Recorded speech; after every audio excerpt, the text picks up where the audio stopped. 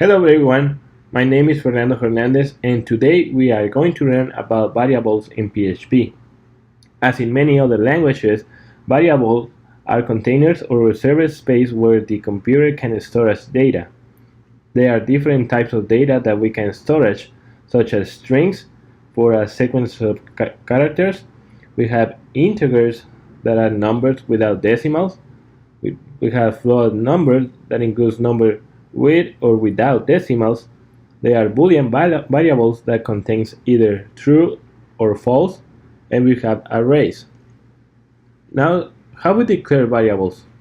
We do this by using the $sign, followed by the name of the variable. As JavaScript, PHP do not require the developer to declare what type of data will be stored in the variable, but is required to have a semicolon at the end of each statement. There are a few naming rules when declaring variables. First, a variable name must start with a letter or the underscore character. It cannot start with a number. A number can be in any other place in the name, but not at the beginning. The variable name can only contain alphanumeric characters and underscores. And it's important to remember that variable names are case sensitive, meaning that h lowercase and h uppercase are two different variables. To assign values or initialize our variables, we use the equal signs after the variable name and follow it by the value we want to assign. The value that we enter will determine the type of data in the variable. Notice that in order to store a string in a variable, this should be between single or double quotes. We can declare a variable without an initial value and is called a initialized variable. There is something important about variables that is called the variable slope, but we will see this in another video later on the course. Here is just a general explanation about it. If you want to learn a little bit more, you can always search it online. Now that we have learned about variables, let's do a demo. Here is a document with HTML and PHP. Let's take a look before we try it on the browser. As you can see, we have 7 different variables to show some of the naming rules and data types. We will ignore the comments from now. The file contains 2 strings variables called name and last name. There are 2 integers variables called h lowercase and h uppercase. Notice that even when it's the same word, PHP recognizes them as 2 different variables because it's case sensitive. We have the weight variable as float and the student as Boolean. The last underscore working variable has no value assigned or is, in other words, is unitarized.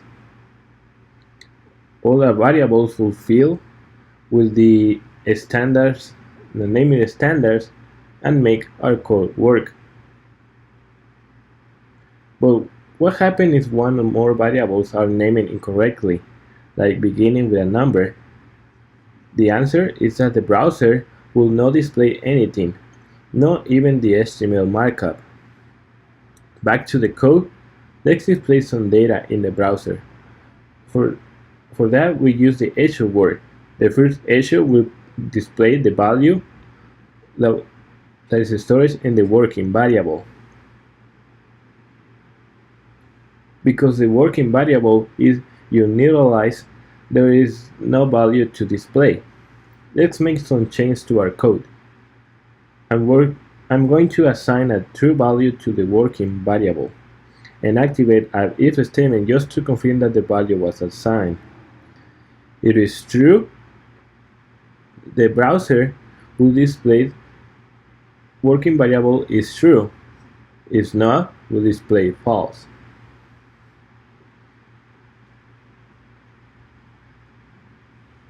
Great, it worked. Now, let's try another thing. In another programming languages like JavaScript, You add or concatenate two or more strings variable using a plus sign. In PHP, we use the dot symbol. As you can see, we create the full name with the name and last name variables, but we can do even more. We can add string and integers together. For example, my current age is, and display the age variable.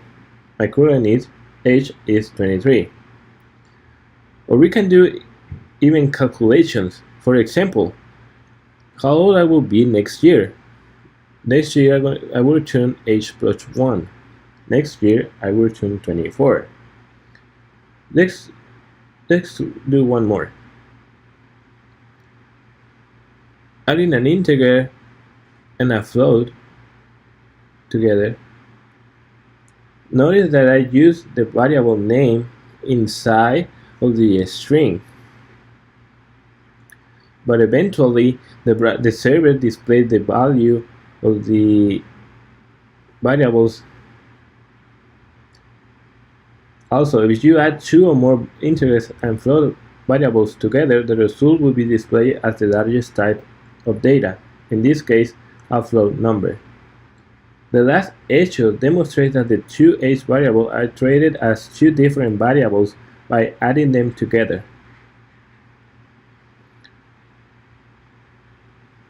So, remember these things.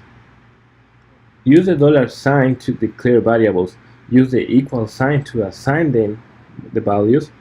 Add a semicolon after each statement and follow the naming rule. This is the end of the presentation.